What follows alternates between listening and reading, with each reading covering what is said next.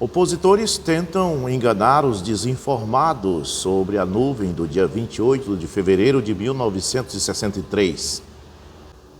Eles têm enganado muitos, apenas dizendo aquilo foi um foguete, e as pessoas simplesmente acreditam.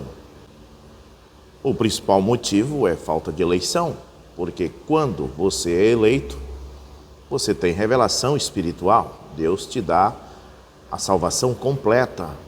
E eu tenho dito em meus vídeos que no tempo que David MacDonald falou sobre a nuvem, ele sabia que tinha sido lançado um booster em Vandenberg, na Califórnia.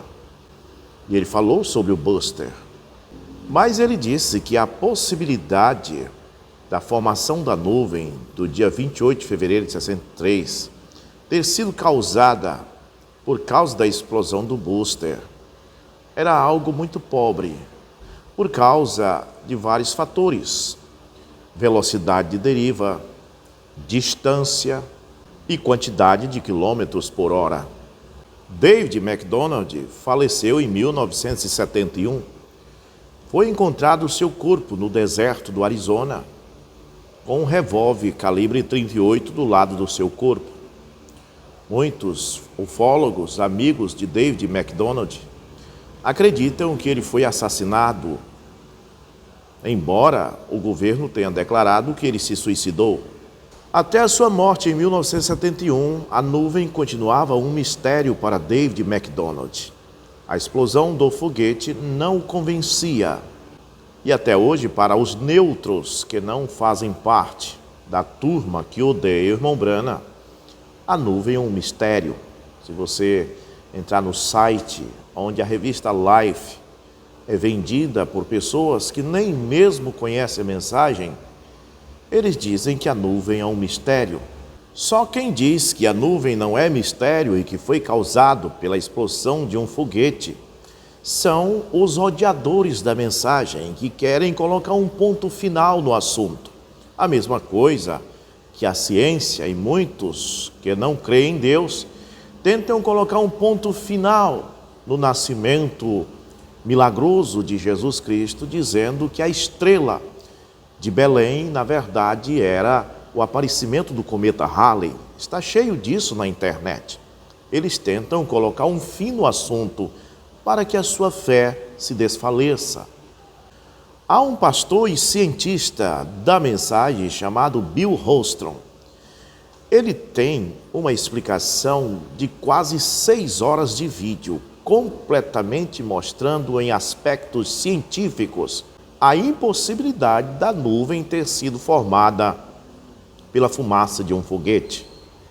Bill Holstrom, que é cientista e também crê nesta mensagem, em quase 6 horas de vídeos, mostra que a nuvem é de origem sobrenatural.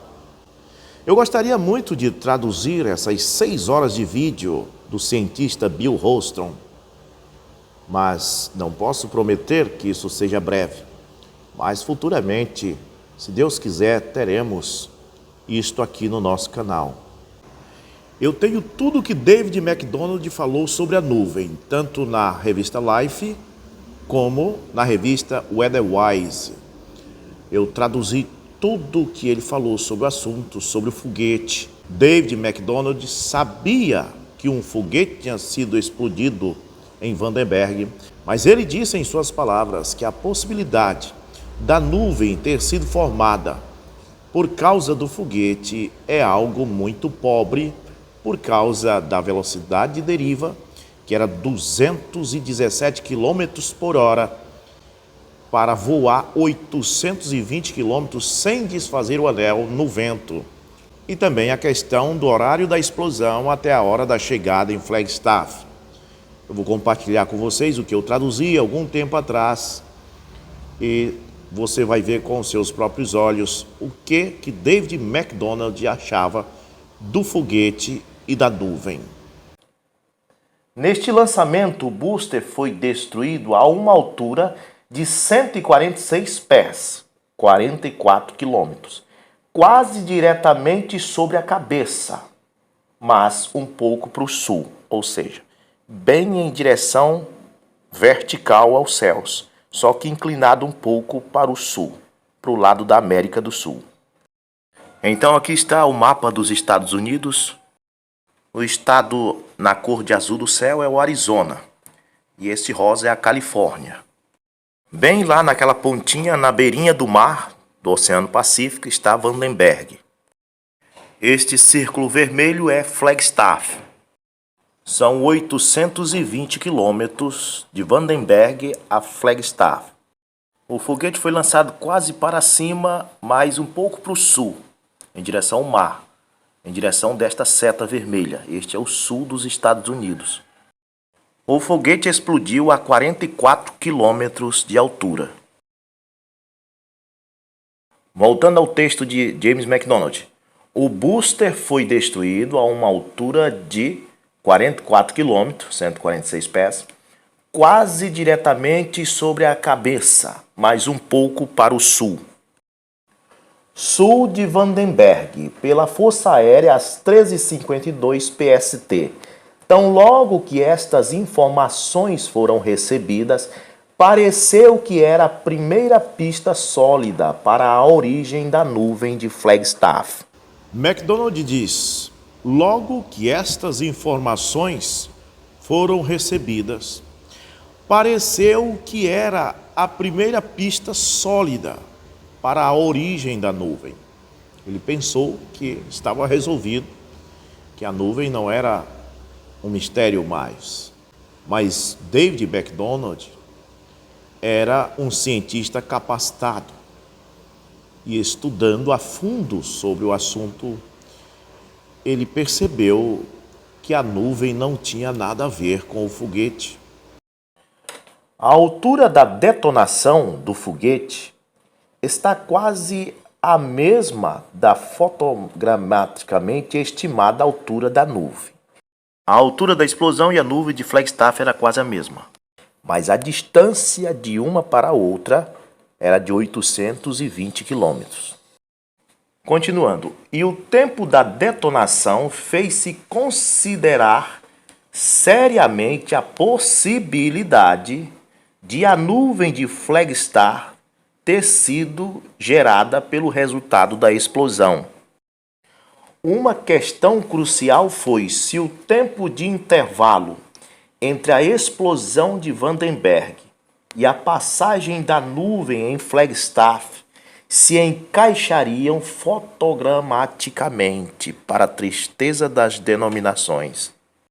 Daqui para baixo os denominacionais nem vão querer ler mais, mas eu avisei que todo esse trecho aqui, ele diz que seria apenas hipótese. Lá em cima, se você voltar ao texto, ele vai dizer: isto são hipóteses, não vai te alegrando com foguete.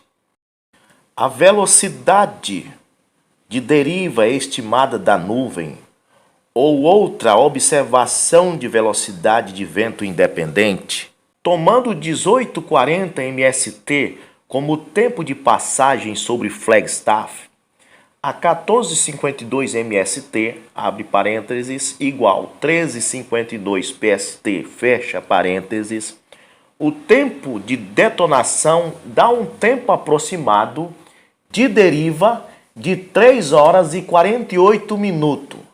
A distância aérea de Vandenberg a Flagstaff é 510 milhas, que é 820 quilômetros. Outra coisa que ele não falou aqui, mas eu quero falar. Ela viajou de Vandenberg, passou por cima de Los Angeles, São Bernardino e tantas cidades, e o povo só viu ela quando ela estava em Flagstaff. Por que ela passou aí invisível? E a outra pergunta, por que viajou 820 quilômetros no vento sem desfazer aquele anel?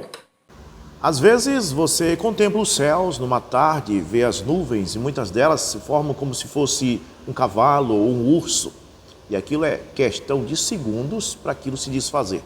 Às vezes você mal dá tempo para chamar alguém, o seu filho ou a sua esposa. Olha ali, a nuvem na forma de um cavalo. E às vezes antes da sua esposa chegar para ver, você diz: oh, já se desfez. Sabe por que é isso? A velocidade de deriva é muito rápido. Você não percebe a velocidade olhando daqui, mas ela está numa velocidade muito alta. Esta nuvem, se ela tivesse sido a explosão do foguete Flagstaff, que aconteceu cerca de 13 horas e 52 minutos, ela teria que, para chegar em Flagstaff, na hora que chegou, ela teria que ter derivado a 217 km por hora. Era impossível o anel continuar em formação durante esses 820 quilômetros. 820 quilômetros, meu amigo. Nós estamos falando de quase 1.000 quilômetros de viagem a 217 quilômetros por hora. Sendo que quando ela foi vista em Flagstaff se desfez em 30 minutos. Continuando a nossa leitura. A distância de Vandenberg a Flagstaff é 510 milhas por cima, né? Porque de carro é 610 milhas, mas por cima em linha reta 510, que é 820 quilômetros. Então a velocidade de deriva mínima requerida para associar estes dois eventos, para associar isto, o evento da explosão, com a aparição da nuvem Flagstaff, tem que ter uma velocidade mínima requerida de deriva.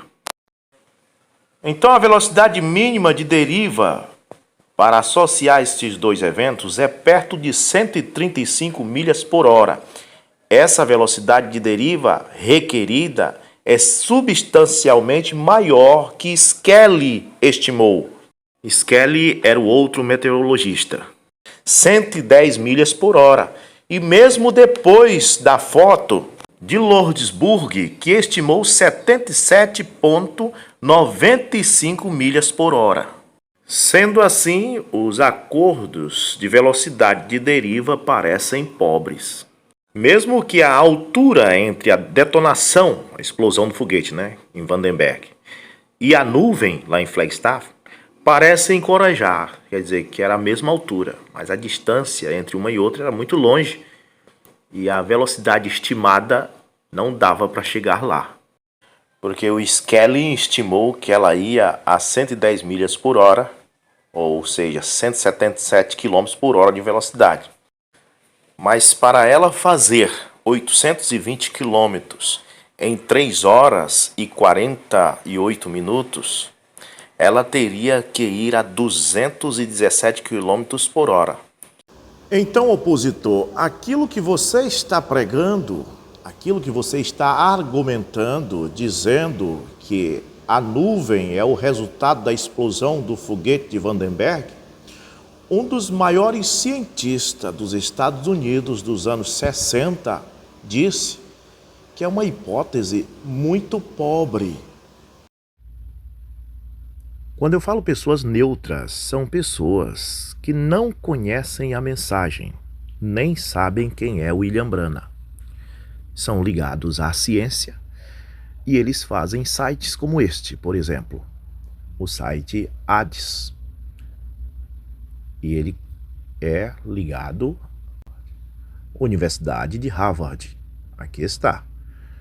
Se você clica, aparece sobre a nuvem estratosférica no nordeste do Arizona e está aqui o que David McDonald falou sobre a nuvem e está aqui como algo cientificamente ainda não explicado, tendo a NASA como parceria aqui, partner, parceiro. E mais esta empresa, Smithsonian Institution. Esses são neutros. Se você disser que para eles que existiu William Branham, eles não sabem nem quem é. Mas o que importa é que o problema da nuvem não foi solucionado pela ciência. Mas aí vem o Raimundo, o Antônio, o José, lá do interior do Maranhão, faz um vídeo com um simples celular e diz para você que a nuvem foi um foguete. Quando David McDonald disse que isso é uma hipótese pobre. E estamos vendo aí os sites da ciência dizendo que é algo que a ciência não pôde desvendar. É um mistério. Só quem sabe é o Antônio.